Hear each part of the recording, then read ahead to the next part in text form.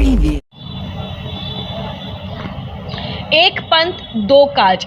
अगर एक पंथ दो काज के कार्य से जनता और प्रशासन दोनों को फायदा हो रहा हो तो उसे जल्द से जल्द अमल क्यों नहीं किया जा रहा, ऐसा भी हो रहा है। नमस्कार, मैं दीपाली मिश्रा, आप देख रहे हैं मुंबई की दृष्टि।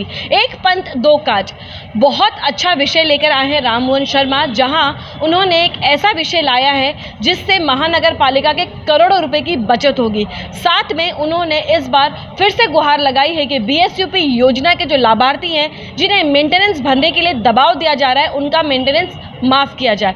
क्या है पूरा मामला और क्या कहा राममोहन शर्मा ने, आइए दिखाते हैं मुंबई दृष्टि की पूरी रिपोर्ट। आज आप क्या नया विषय लेके आए हैं महानगर पालिका में? आज मीरा भाईंदर मनपा के आयुक्त आदरणीय दिलीप ढोले साहब से मुलाकात करके मैंने इस शहर के एक बहुत ही अच्छा विषय लेकर के आया हूं, जिससे शहर का सालाना करोड़ों रुपए का बजट बचेगा। और दूसरा मैं लेकर के आया हूं जो हमारे काशी मीरा प्रभाग क्रमांक 14 के बीएसयूपी के लाभार्थी हैं, उनका मेंटेनेंस बिल माफ़ करने का। मेंटेनेंस बिल का विषय ऐसा है कि 2009-10 से बीएसयूपी के अंदर इमारत बनाने का काम शुरू हुआ और 2010 में कार्यादेश यानी वर्क ऑर्डर दिया गया कि 2012 में इमारत पूरा करेंगे। और उस वक्त मीरा भाईंदर मनपा के अधिकारी और वहाँ के स्थानिक नगर सेविका मीरा देवी यादव, इन लोगों ने साई कृपा कॉम्प्लेक्स में एक बैठक बुलाई थी और उसमें उन्होंने कहा था कि जो जल्दी घर खाली करके देगा उसे जल्दी घर देंगे। लोगों ने उनके भरोसे पे करके घर खाली किया, लेकिन बद से बदतर हालत में वो लोग आज 12 साल से रह रहे हैं। इसके बाद आज एक नया विषय आया है कि मेंटेनेंस भरो, यानी बकाया मेंटेनेंस भरो। उस समय ऐसा कहा गया था कि पानी का बिल भी हम भरेंगे, लाइट का भी बिल हम भरेंगे, आप सिर्फ खाली करके दो। और आज मेंटेनेंस के रूप में इतना बड़ा 22,000 से 23,000 से लेकर 25,000 रुपया भरने का जो कर है, ये भूदंड रूपी जो कर है, उसको माफ़ करें। मैंने आयुक्त को, माननीय महापौर को, माननीय विधायक प्रताप सरनाइक साहब को, विरोधी पक्ष नेता को, सभागृह नेता को और उप महापौर, इन सभी को पत्र दिया है और उनसे गुजारिश करूंगा कि आप मीरा भाईंदर में बड़े बड़े विकासक को आपने ओपन लैंड टैक्स के अंदर कुछ छूट दिया है, टैक्स पूरा माफ़ करने का छूट देने का प्रस्ताव लाया है। इसी तरह से मीरा भाईंदर के अंदर काशी मीरा विभाग में बीएसयूपी में रहने वाले लाभार्थी दलित हैं, मध्यम वर्गीय लोग हैं, आदिवासी लोग हैं, इनका भी जो मेंटेनेंस जो के रूप में जो कर लादे हैं उसे माफ़ करें और इस विषय को लेकर के महासभा में सभी पक्षीय लोग इसका समर्थन करें।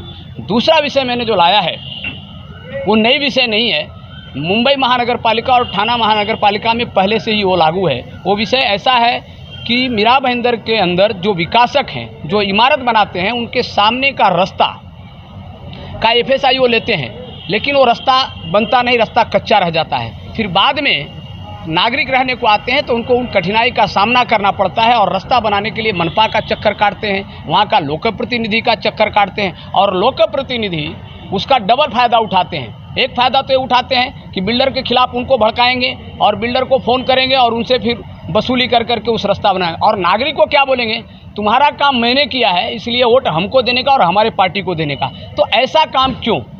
मेरा गुजारिश है कि माननीय आयुक्त महोदय, माननीय महापौर साहिबा, माननीय सभी सभागृह नेता, विरोधी पक्ष नेता, उप महापौर, इन सभी से मेरा गुजारिश है कि आप उन विकासक को कंस्ट्रक्शन टीडीआर यानी एक्स्ट्रा टीडीआर दीजिए। एक तो रास्ते का टीडीआर वो ले लेते हैं, जगह का एफएसआई ले लेते हैं, उनका टीडीआर आप दीजिए और उनसे क्लीन सर्टिफिकेट के पहले, जिसे मराठी में कहते हैं ज्योत्याचा दाखला, ज्योत्याचा दाखला देण्यापूर्वी, जो मतलब क्लीन सर्टिफिकेट देने के पहले उनसे उनके सामने का जो रास्ता है, गटर है, उनसे बना करके लें, जिसको सेटबैक एरिया इंग्लिश में कहते हैं, वो सेटबैक एरिया बना करके विकासक ले लें।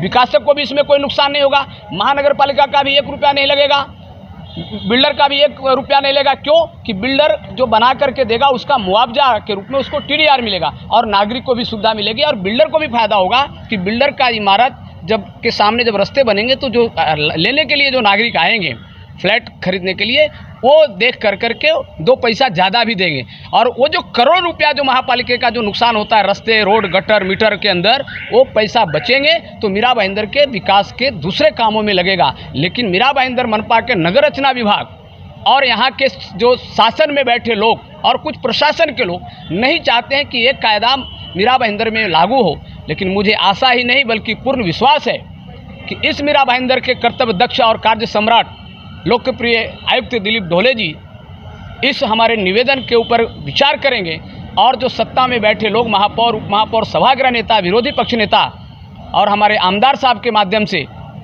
इसका मैं पाठ पुरावा कर करके इन सभी को मैंने पत्र दिया है।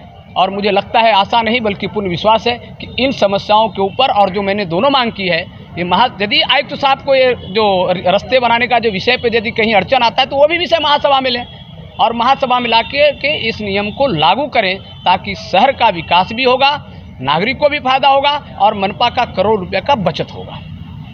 जनता के हित के लिए फिर से एक बार राममोहन शर्मा ने ये आवाज़ उठाई। अब जानना ये है कि कितने हद तक इनकी जो मांग है वो पूरी हो पाएगी। क्या लगता है आपको, कितनी जल्दी और कब तक ये मांग पूरी होगी?